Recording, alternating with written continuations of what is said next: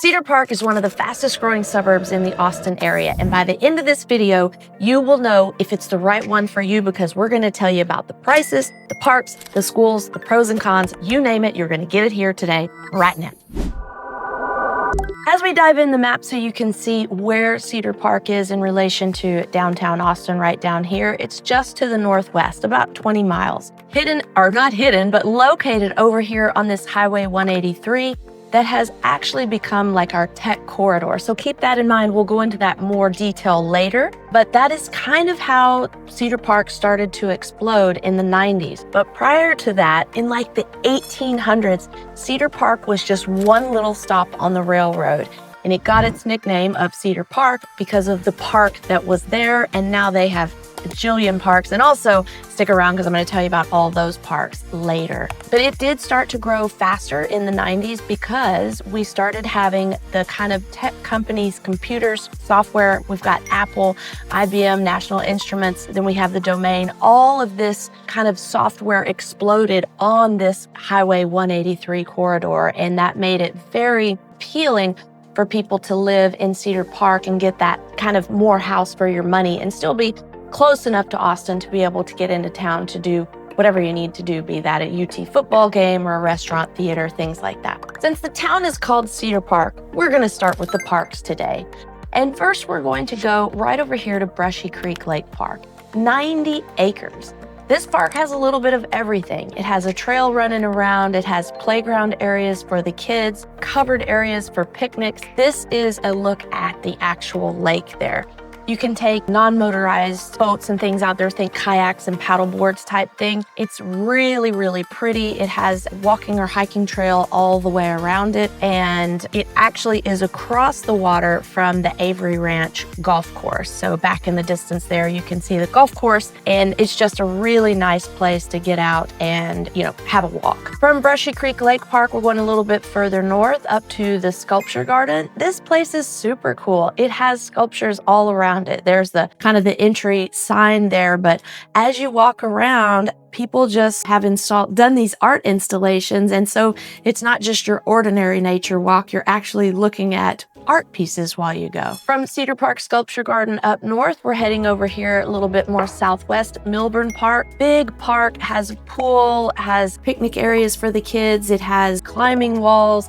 It's super big so that you can have these outdoor music festivals or any kind of festival out there. It's got basketball courts and volleyball, covered areas, picnic, and a little trail. It's not near as long as Brushy Creek, but you can walk around it. And here's a picture of that basketball court undercover. So in those hot summer months, you won't absolutely melt out there. And the playground for the kids. And lastly, right in the heart of Cedar Park, Twin Lakes Park. It's got a huge bounce house kind of play area in the water for the kids. It's got some hiking trails around with some waterfalls in there and another just really pretty area. So overall, there are 46 city parks in Cedar Park, and that gives you 34 miles of trails. So if outdoor living is your thing, you may want to go up and check out all these parks in Cedar Park. This could be the right suburb for you. Let's talk schools. It's part of the Leander ISD, and it is ranked number 13 out of 708 for places with the best public schools in the state of Texas. Now, all three high schools are getting an A. So we're here, Cedar Park High School gets a 92 out of 100. 2155 for total enrollment. Here's the diversity graph here, and we have about 15 students per teacher. Up next, there are three high schools that feed into the Cedar Park area. Up next is Leander High School, gets a 90 out of 100, 2,130 students, 14.4 a teacher, and the third high school gets a 93 out of 100 at Vista Ridge, 2,478 enrollment, puts it at just over 15 students a teacher. So a lot of people move here to have more room in their home, and they're also automatically feeding into a public school system that rates an A for all three of their high schools. There are a ton of elementary and middle schools, and I have a link below that you can look up each grade, but there's too many to go through today. So just know that all the high schools get A, and Leander is a great school district and one reason why many people move to Cedar Park. So next we're going to talk about home prices and jobs and why people gravitate to this area. I've already mentioned the tech corridor up and down this Highway 183. Down on the southern edge we have National Instruments, we have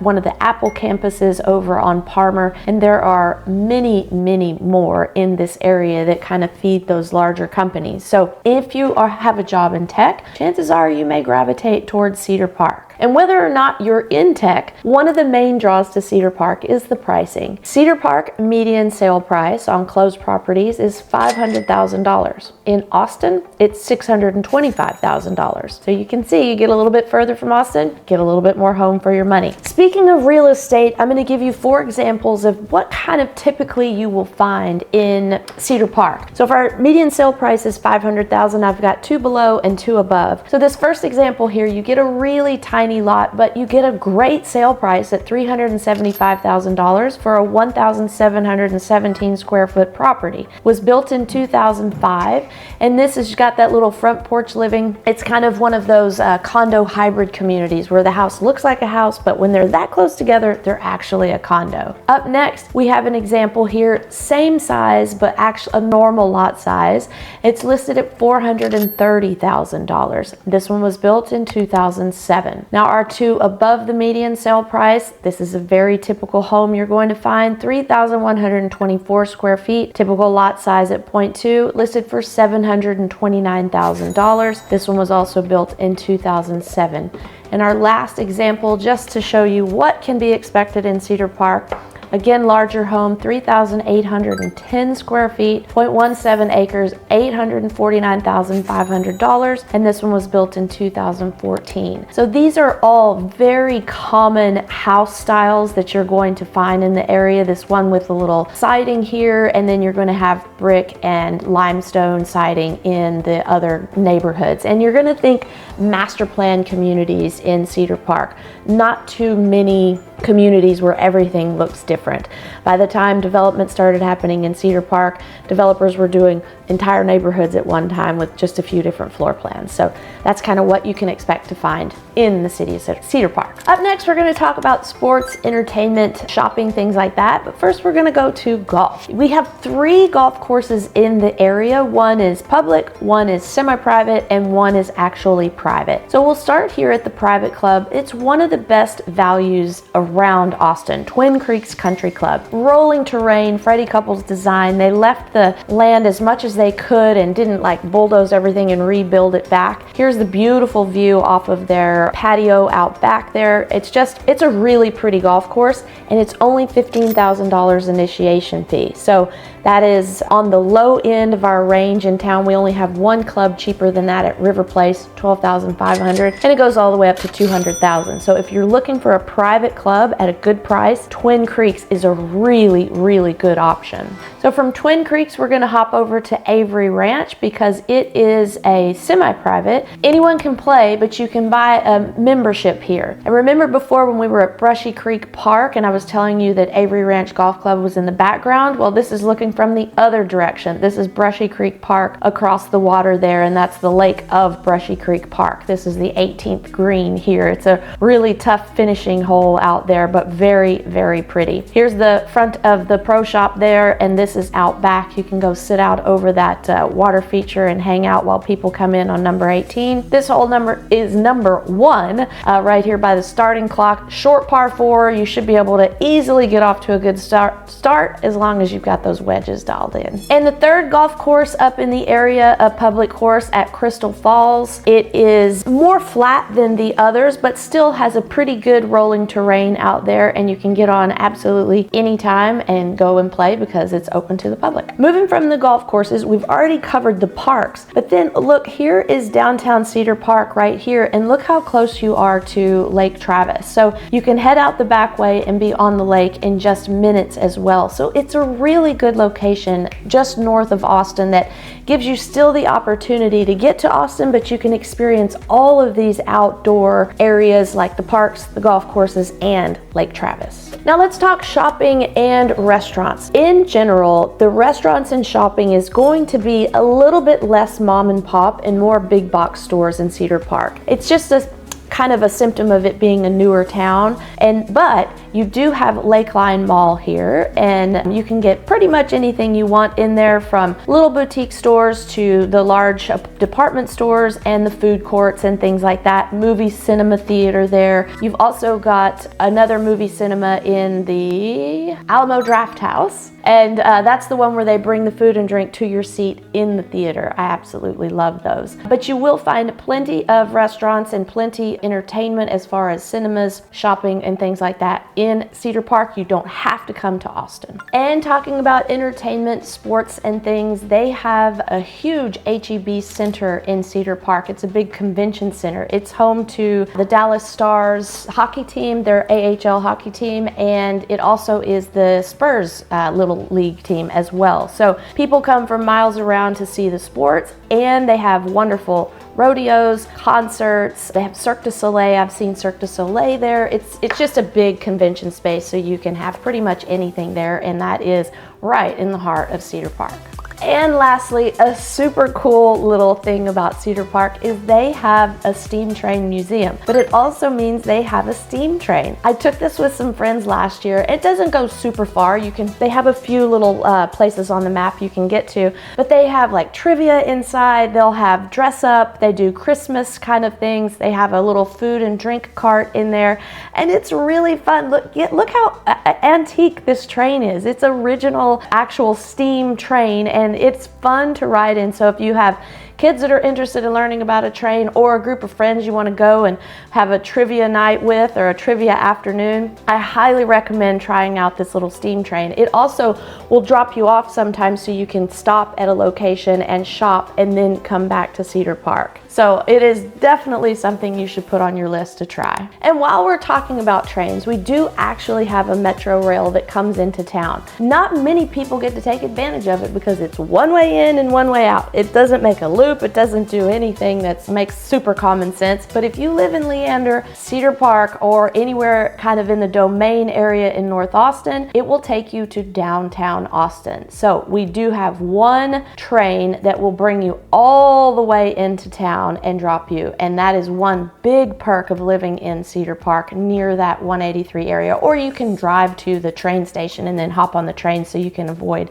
the traffic. Now let's talk about the future of Cedar Park. It's going to continue to grow based on its proximity to downtown Austin, in addition to being on the tech corridor, and their newest development is the Bell District. See, Cedar Park has never really had like a true downtown before until now. Now, granted, this is going to take a few years to be built out. They are still under construction in downtown, or in the Bell District. This is kind of where they are now, and then in this phone here you can see where they're going to be. And I'm going to show you their website, so their vision. They already have a public library. They're going to have a large park featuring trails and green space, high density residential, think apartments on a retail space on bottom, apartments on bottom, and then just walkable streets and mixed use buildings. It's a 54-acre mixed use development, and it is already underway.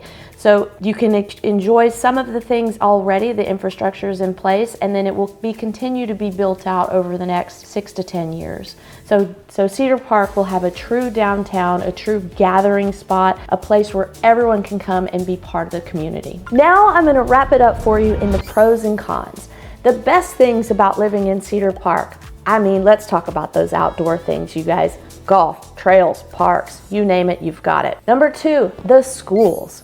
Number 3, lower house prices and taxes. If I didn't mention that before, they're on average about 2.3 in Austin, about 2.1 in Cedar Park. The next pro, they do have major venues. You can get there, you can see sports, you can see concerts. They are working on that Bell District. Not there yet, but it is coming. So there's emerging tech, there's lots of forward looking, and the community will continue to grow. What's not so hot?